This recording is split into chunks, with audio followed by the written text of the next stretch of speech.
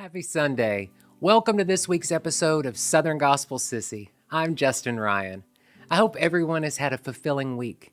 If you're enjoying this video, please show your support by liking, commenting, and subscribing. It means a lot to know that this content resonates with fellow Southern Gospel sissies like myself. Today we delve into the legendary journey of the groundbreaking quartet, the Imperials. In 1964, Jake Hess, already renowned as the lead singer for the Statesman Quartet, had a vision to perform a group that would make a significant impact in the gospel music industry. He retired from the Statesman Quartet on December 7, 1963, dedicating all his efforts to this new all-star quartet. Jake Hess and the Imperials came into existence. Hess, along with former Weatherford Quartet pianist Henry Slaughter, carefully selected Cheryl Nielsen for tenor, Gary McSpadden for baritone, and Armin Morales on bass to complete the lineup. At the time, all members were actively involved in other prominent gospel quartets. Their innovative approach and influential promoters helped break down musical barriers in the 1960s, much like the Statesmen had done in the 1950s. As trendsetters, the Imperials were even hired to provide backup vocals for Elvis Presley. Notably, their collaboration can be heard in the classic Presley recording, His Hand in Mine. By the end of 1967, 80% of the group had undergone changes. Jim Murray replaced Nielsen as the tenor in 1966, and Joe Mascao took over keyboard duties that same year. In 1967, Terry Blackwood and Roger Wiles joined as the lead and baritone singers. In February 1972, however, Sherman Andrews, a former member of Andre Crouch and the Disciples, joined the group, replacing Greg Gordon. This marked a significant shift as the Imperials became one of the first groups to incorporate recorded music tracks alongside Mascao's piano during their live performances. In 1976, Terry Blackwood and Sherman Andrews departed from the Imperials to form the contemporary Christian group Andrews Blackwood and Company. They were replaced by David Will and Russ Taff, respectively. From that point forward, the Imperials' style took on a distinct contemporary edge. During the 1980s, the Imperials set the standard for vocal music in the growing Christian pop market. Several former members, including Russ Taff, Paul Smith, David Robertson, and Jonathan Pierce, went on to achieve success as solo artists. Interestingly, 4 former Imperials members later joined the Gaither Vocal Band, including original member Gary McSpadden, Jim Murray, Jonathan Pierce, and Russ Taff. The Imperials continued to welcome many other talented singers until its official disbandment in 2010. As always, I want to emphasize that behind every Southern Gospel song, there's a Southern Gospel sissy. Today I want to highlight my friend Jonathan Pierce, who sang with the Imperials from 1990 to 1993. Jonathan's musical journey began at a young age, singing in church by the age of 7 and taking voice lessons at the age of 9. After graduating from high school, he moved to Nashville, where he joined the Christ Church Choir. It was there that Naomi Judd introduced him to the Imperials, who offered him a spot. He spent 3 years with them before being offered a position with the Gaither Vocal Band, where he remained for another 3 years. Jonathan released several albums on Curb Records as a soloist and received multiple nominations at the Gospel Music Association's Dove Awards. His talent also extended to the stage, as he portrayed Joseph in the Nashville revival of Joseph and the Amazing Technicolor Dreamcoat in December of 1999. After leaving the music industry, Jonathan pursued a career as an interior designer and became the lead designer for CMT's Ultimate Country Home series in 2003. When I first moved to Nashville, I went with some friends to the local gay bar and thought I saw a familiar face in the dark room. As the evening went on, this familiar person came over and we engaged in some conversation. I could hardly believe it. It was Jonathan Pierce. It was a serendipitous encounter, as I had been a fan of his since his days with the Gaither Vocal Band.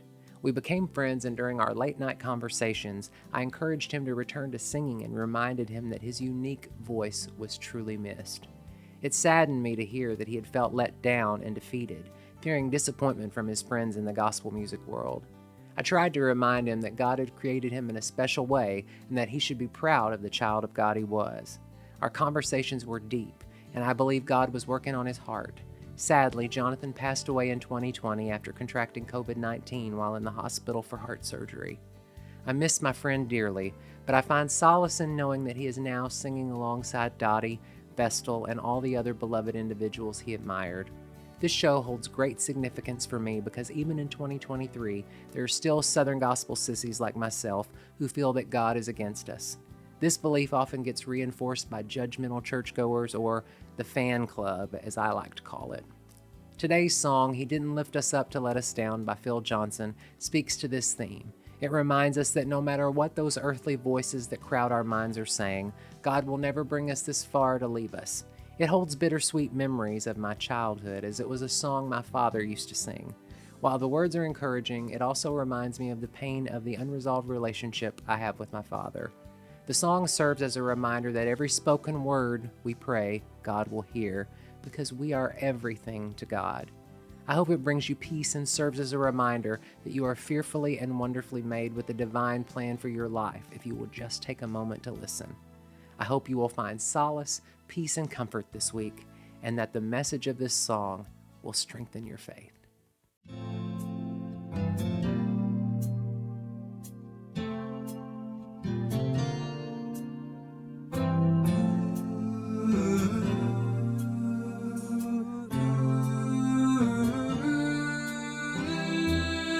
He didn't bring us this far to leave us.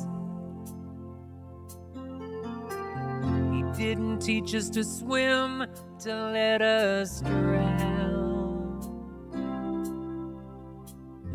He didn't build his home in us to move away. He didn't lift us up to let us down. There are some promises in a letter written a long, long time ago. They're not getting older, they're getting better, because he still wants us to know.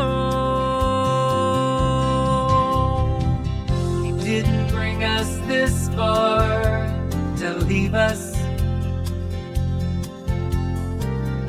Didn't teach us to swim to let us drown. He didn't build his home in us to move away. He didn't lift us up to let us down. He didn't lift us up to let us down.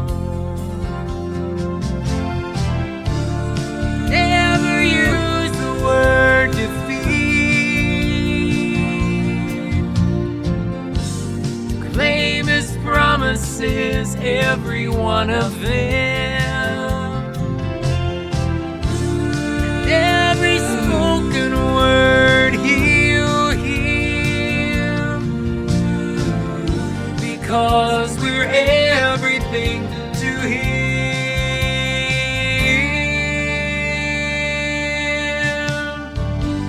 Didn't bring us this far to leave us. He didn't teach us to swim to let us drown. He didn't build his home in us to move away. Didn't lift us up to let us down. He didn't lift us up to let us down.